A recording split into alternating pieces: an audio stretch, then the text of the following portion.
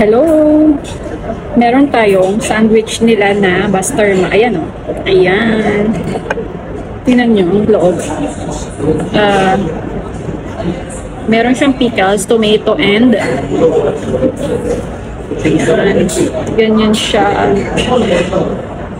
So, let's try.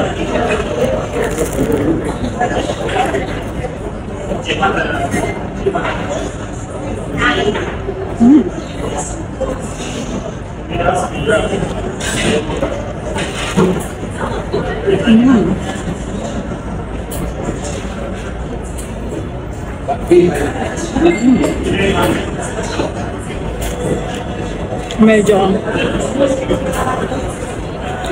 siyempre meron siyang alat kasi sa pickles. May pickles siya tsaka tomato.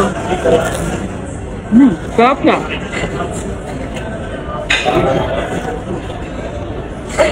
Ito ang tinatawag nilang bastarma. Actually, long siya na sandwich and then i-cut siya ng dalawa. So, ayan siya. Bastarma!